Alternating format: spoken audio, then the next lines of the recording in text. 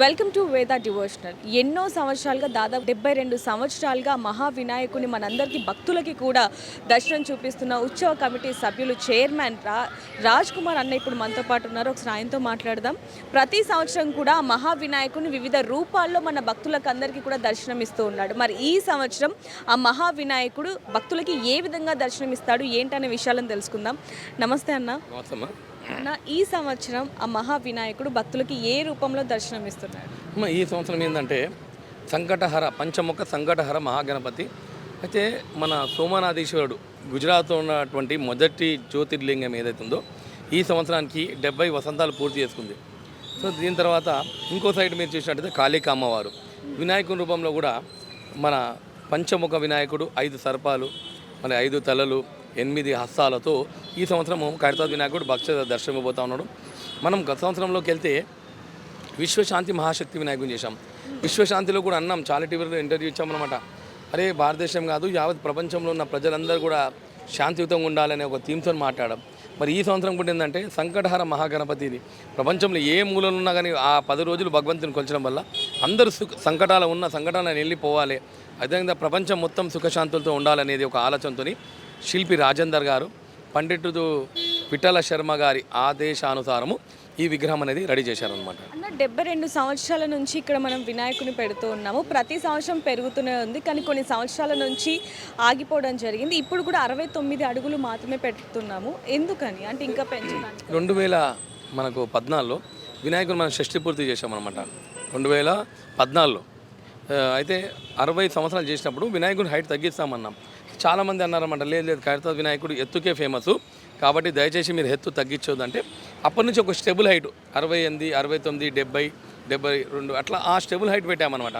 వినాయకుని ఎత్తు అంటే ఏం తగ్గించట్లేదమ్మా, అదే హైట్లో వినాయకుడు ఉండడం జరుగుతుంది. మరి ఈ సంవత్సరం 69 అడుగులు అంటాను. మనం షెడ్ వేయడం ఒక దాదాపు 70 అడుగుల షెడ్ వేస్తాము. వినాయకులు డిజైన్ చేసే వరకు ఒక 2 అడుగులు అక్కడిక్కడ అవుతుంది అనమాట. అది తయారు చేయడంలో ఎండింగ్లో మాత్రం మొత్తం 69 అడుగులు అయితే అనుకుంటా ఉన్నాము. ఈకో ఫ్రెండ్లీ వినాయకుడు. దీనికి సుమారు 5-6 రాష్ట్రాల నుంచి కళాకారులు, చాలా రా మెటీరియల్ ఉంటుంది, వరి గడ్డి, వరి పొట్టు, ఇసుక, అదేవిధంగా రాజస్థాన్ క్లే అనే పౌడరు, ఇట్లా అన్ని 5-6 ఇంగ్రీడియంట్స్ అన్ని కలపడం వల్ల వినాయకుడు మట్టిలో అయినా కానీ చాలా స్ట్రాంగ్ అవుతాడు. ఎందుకంటే వినాయక విగ్రహం ఎప్పుడైతే ఊరేగింపులో వెళ్ళినప్పుడు సుమారు 3-4 గంటలు సమయం పడుతుంది. ఆ సమయంలో ఎంత భారీ వర్షం పడ్డా వినాయకుడికి ఎటువంటి ఇబ్బంది కలగకుండా ఉండే విధంగా మనము వినాయకుడి విగ్రహాన్ని రెడీ చేస్తూ ఉన్నాం అనమాట. మనం మట్టిలో చేసినప్పుడు అందరూ భయపడతారు ఎట్లా వర్షం పడితే ఇబ్బంది అవుతుందని. కానీ మనం ఏంటంటే శిల్పి రాజేందర్ గారు ఏం చేశారంటే ఒరిస్సా సంబంధించిన జోగారావుడు అనే కళాకారుడు, అదేవిధంగా తమిళనాడు సంబంధించిన అన్ని మెటల్స్ ఆయన తయారు చేస్తారు జోగారావు గారు. సో ఆయనను సంప్రదించి మట్టిలో రెడీ అవుతుందా లేదా అని అడిగారన్నమాట. అడిగినప్పుడు రెడీ అవుతుంది అని చెప్పడం వల్ల మనం సుమారు ఒక 4 సంవత్సరాల నుంచి మనము మట్టిలో 2022, 23, 24, 25, 26 4 సంవత్సరాల నుంచి మట్టిలో వేస్తాం. అంతకుముందు పిఓపి విగ్రహం చేస్తుండే. గత 4 సంవత్సరాల నుంచి మాత్రము మట్టిలో మనం విగ్రహం రెడీ చేస్తున్నాము. అది ఎవరు ఎండ అయిన తర్వాత ఇది మట్టి విగ్రహం అని ఎవరు అనుకోరు, అంత సుందరంగా వినాయకుడి విగ్రహం రెడీ అవుతుంది అనమాట. అన్న కర్ర పూజ చేస్తున్నప్పటి నుంచి వినాయకుడి నిమజ్జనం వరకు మొత్తం ఘనంగా అంగరంగ వైభవంగా చేస్తూ ఉంటాము. అసలు ప్రాసెస్ ఎలా ఉంటుంది? ఈ నవరాత్రులు మొత్తం కూడా ఎంతగానో శ్రమించాల్సి ఉంటుంది. అసలు ఏం చూడమ్మా ఎట్లుంటుందంటే వినాయకుని వర్క్ స్టార్ట్ అయిపోయిందంటే మా బాధ్యత అనేది స్టార్ట్ అయిపోయినట్టే. ఒక యాగం చేయడం ఎట్లయితే ఉంటుందో స్టార్ట్ చేసే వరకు వినాయక చవితి అయిపోయి వినాయకుని నిమజ్జనం హుస్సేన్ సాగర్లో వినాయకుని మునిగేంత వరకు బాధ్యత ఉంటుంది అనమాట. సో అదొక యాగం లాంటిది అనమాట. ఖచ్చితంగా అది స్టార్ట్ అయినప్పుడు కర్రలు పెట్టడము, కర్రలు పెట్టేసేసి షెడ్ వేయడము, మళ్ళీ వెల్డర్ తీసి వెల్డర్స్కి ఏమేమి వర్క్ చేస్తున్నారు ఇవన్నీ మనం చూసుకోవాలి దగ్గర నుంచి. శిల్పి మెయిన్ ఏంటంటే అండి అది శిల్పి రాజేందర్ గారు, దాని తర్వాత మరి సందీప్ రాజు గారు, ఆయన మెయిన్ పాత్ర వాళ్ళది ఉంటుంది అనమాట విగ్రహం ఏ విధంగా చేయడం. దాంతోపాటు గణేష్ ఉత్సవ కమిటీ అధ్యక్షులు మరి అదేవిధంగా దానం నాగేందర్ గారు, బస్తీ పెద్దలందరూ ముఖ్యంగా చెప్పుకునే పేరు వాళ్ళు. దాని తర్వాత విజయారెడ్డి గారు, ఎక్స్ఎమ్మెల్యే చింతన రామచంద్ర గారు, మన జనార్దన్ రెడ్డి గారు కుమారుడు విష్ణువర్ధన్ రెడ్డి గారు, మళ్ళీ అదేవిధంగా సెంట్రల్ మినిస్టర్ కిషన్ రెడ్డి గారు, వీళ్ళందరూ కూడా మాకు ఎటువంటి హెల్ప్ అవసరం మన ప్రభుత్వ పరంగా ఎటువంటి హెల్ప్ అయినా కానీ వారు మాట్లాడతారు. మళ్ళీ బస్తీ విషయంకి వస్తే వినాయక చవితి వచ్చినప్పుడు బస్తీలో ఉన్న వాళ్ళందరూ ఇబ్బందులు పడతారు. వాళ్ళ సొంత ఇంట్లోకి పోవాలంటే కూడా ఆ టైంలో చాలా ఇబ్బంది పడతారు. కానీ ఈ వినాయకుడు ఇంత పెద్ద ఉత్సవాలు చూసి వాళ్ళు కూడా సంతోషపడి ఇన్ని సంవత్సరాల నుంచి ఎవరు మాకు ఇబ్బంది అనేది పెట్టలేదన్నమాట.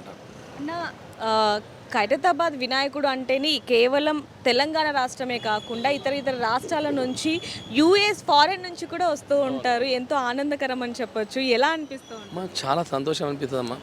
ఇంకా మనం ఇప్పుడు మా నాన్నగారు చేసినప్పుడు మాకు చిన్నప్పుడు భయం ఉంటుండే, ఇంత విగ్రహాన్ని ఎట్లా తీసుకెళ్తారు అనుకుంటుండే.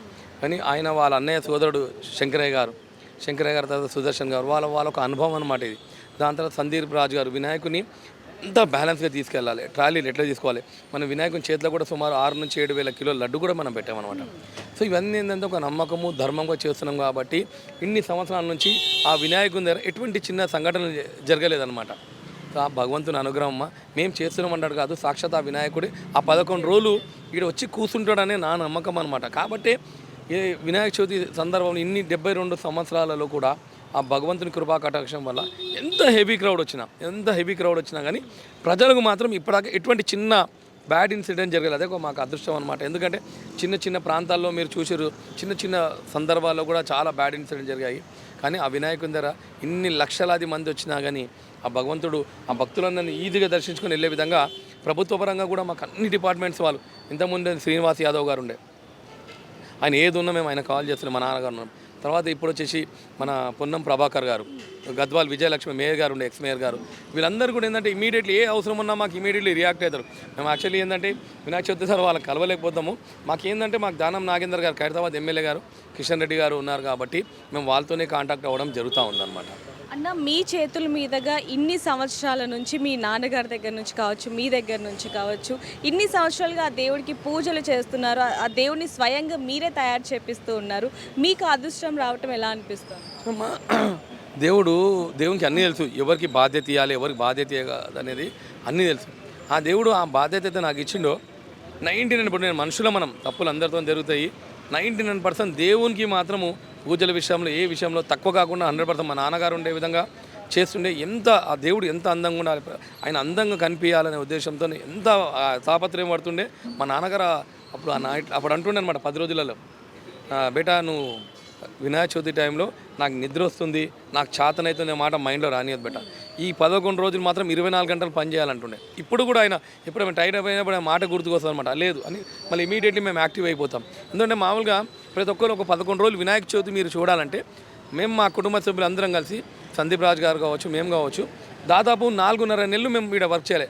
100 రోజులు సమయం ఉంటుంది, 11 రోజులు వినాయక చవితి, దాని తర్వాత 10 రోజులు నవరాత్రులు అయిపోయే వరకు మాకు ఈ వినాయకుని సేవలనే ఉంటామన్నమాట. అది కాబట్టి ఖచ్చితంగా మమ్మల్ని కాపాడే బాధ్యత వినాయకుందే ఉంటుంది. ఎందుకంటే మేము తప్పు చేస్తే మాకు భయం ఉంటుంది. మా దేవుని ఈ అదృష్టాన్ని మాత్రం ఖచ్చితంగా ధర్మయుతంగా మేము ఇన్ని సంవత్సరాల నుంచి మా నాన్నగారు శంకరయ్య గారు మేము దాన్ని కాపాడుకుంటూ వస్తూ ఉన్నాం. అన్న, విగ్రహం దగ్గరకు వచ్చేసరికి ఆ రూపాన్ని, అలంకరణ ఇవన్నీ కూడా ఎలా డిజైన్ చేస్తారు? అసలు ఎవరెవరితో మాట్లాడతారు? ఈసారి పంచముఖ సంకటహర మహాగణపతిగా పెట్టాలి అని ఎందుకు వచ్చింది ఆలోచన? చూడండి, మనము లాస్ట్ టైం చూస్తే విశ్వశాంతి మహాశక్తి వినాయకుని చేశాం. నేను టీవీలో చాలాతో మాట్లాడాను, ప్రపంచ ప్రజలందరూ హ్యాపీగా ఉండాలి అనే ఉద్దేశంతో విశ్వశాంతి చేశాం. ఈ సంవత్సరం ఏంటంటే పంచముఖ సంకటహర మహావినాయకుడు. ఈ సంవత్సరం నేను ఒకటి నమ్ముతున్నా ఉన్నాను, ప్రపంచం మొత్తం ఆ యుద్ధాలను సమర్చిపోయి ప్రపంచ ప్రజలందరూ సుఖశాంతి. ఎందుకంటే ఎక్కడైతే మనకు వార్ అవుతుందో దానివల్ల మన ప్రపంచం మొత్తం ఇబ్బంది పడుతుంది. ఈ సంవత్సరం తర్వాత అవన్నీ సాల్వ్ అయ్యి మనం హ్యాపీగా ఉంటాం. మనం భారత ప్రజలు, తెలుగు ప్రజలే కాదు, యావత్ ప్రపంచం కూడా హ్యాపీగా ఉంటారనేది మనం ఎప్పుడైతే పూజ చేస్తామో ఒక్కొక్క సంకల్పం తీసుకుంటాం. గత సంవత్సరం విశ్వశాంతి అన్నాం, ఈ సంవత్సరము ప్రజలందరూ పంచముఖ సంకటహర వినాయకుడిని. మనం ఇంకోటి ఏంటంటే ఫస్ట్ జ్యోతిర్లింగ స్పెషాలిటీ ఏంటంటే అది రెన్యువేషన్ మోడీ గారి చేతుల మీద అయ్యి ఒక 75 సంవత్సరాలు గుడి మన సోమనాథేశ్వరుడు మోడీ గారు మొన్న వెళ్ళారనమాట. సో కాబట్టి అదొకటి. అదేవిధంగా అమ్మవారిని కూడా, శివుడిని కూడా చాలా బాగుండే విధంగా మేము రెడీ చేస్తూ ఉన్నాం. అన్న, ప్రజల దగ్గర నుంచి కూడా ఇందాక మీరు చెప్పినట్టు చాలా ఆదరణ ఉంది, ప్రభుత్వం కూడా ఎంతగానో సపోర్ట్ చేస్తూ ఉంది. ప్రభుత్వం నుంచి ఏమన్నా? చూడండి, ప్రభుత్వ పరంగా ముఖ్యంగా మాకు ఇంతకుముందు సివి ఆనంద్ గారు ఉండే, డీజీపీ గారు, కమిషనర్ గారు ఉండే, అంతకుముందు సెంట్రల్ డీసీపీ ఉండే సారు.